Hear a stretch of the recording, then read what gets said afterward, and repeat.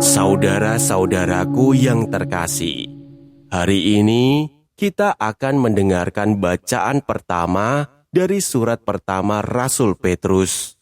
Selamat mendengarkan dan merenungkan sabda Tuhan. Semoga Tuhan memberkati kita hari ini.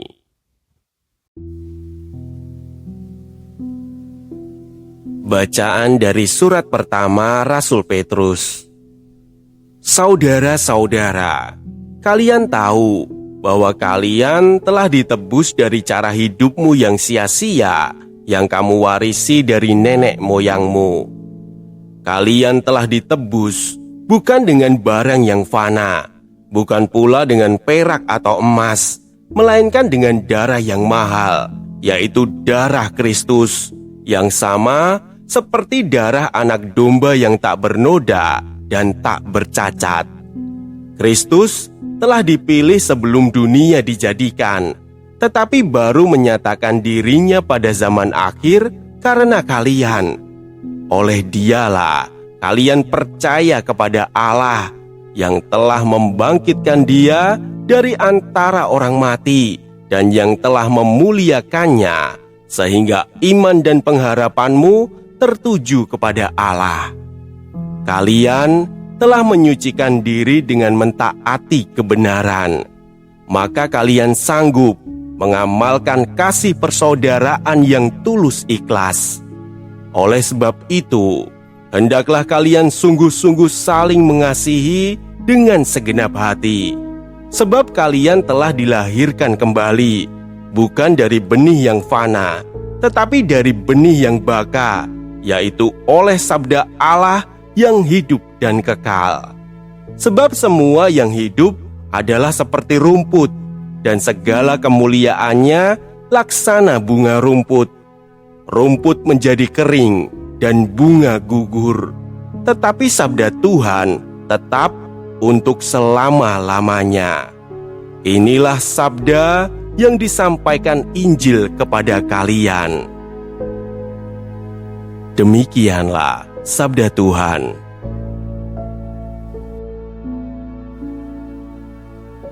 Saudara-saudaraku yang terkasih, dalam bagian ini Petrus mengingatkan jemaat bahwa mereka telah ditebus bukan dengan emas atau perak, melainkan dengan darah Kristus yang mahal. Keselamatan yang diberikan Tuhan bukan sesuatu yang murah atau sekedar formalitas. Kristus memberikan dirinya sendiri agar manusia memperoleh hidup yang baru. Karena itu, Petrus mengajak umat untuk belajar saling mengasihi dengan hati yang tulus. Bukan kasih yang hanya terlihat baik di luar, tetapi kasih yang benar-benar lahir dari hati yang sudah disentuh oleh Tuhan. Peristiwa ini sangat dekat dengan hidup kita.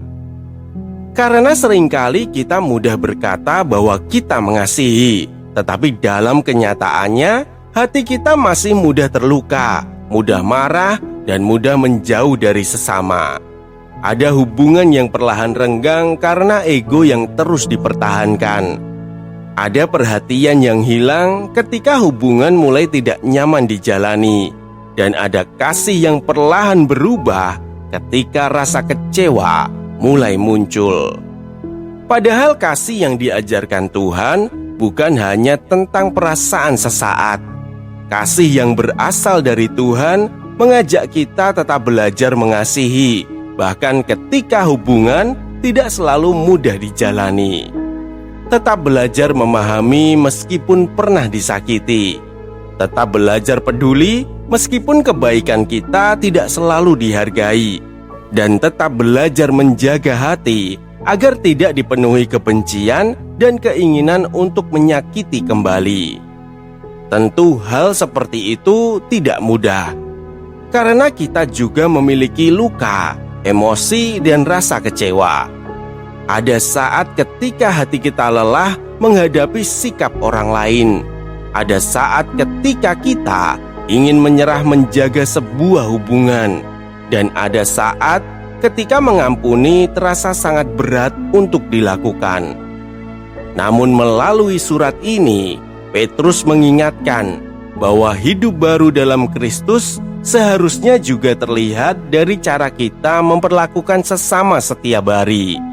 Karena seseorang yang sungguh mengalami kasih Tuhan, perlahan akan belajar menghadirkan kasih itu dalam perkataan, sikap, dan tindakannya.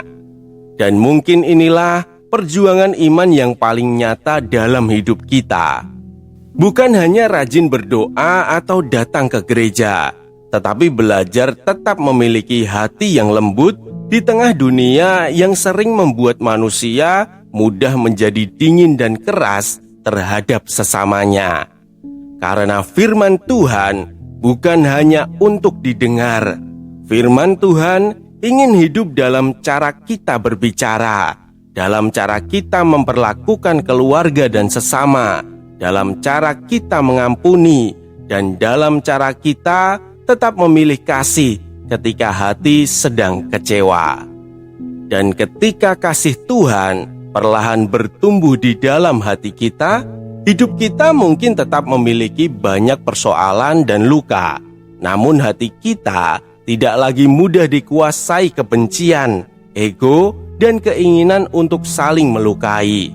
Karena Tuhan sedang membentuk hati kita untuk semakin hidup di dalam kasih-Nya. Marilah kita berdoa. Tuhan, ajarilah kami untuk tidak hanya mengenal kasih-Mu lewat kata-kata, tetapi juga lewat cara kami hidup setiap hari. Lembutkanlah hati kami yang mudah terluka dan mudah marah. Ajarilah kami untuk tetap mengasihi, memahami, dan mengampuni, meskipun tidak selalu mudah. Dan semoga firman-Mu sungguh hidup dalam sikap dan tindakan kami kepada sesama. Amin. Jangan biarkan sabda ini berhenti di kamu. Jika hari ini kamu merasa Tuhan berbicara padamu lewat bacaan ini, bagikanlah. Sebab setiap kali kamu meneruskan sabdanya, kamu sudah ikut ambil bagian dalam karya pewartaan. Semoga tersampaikan berkah dalam.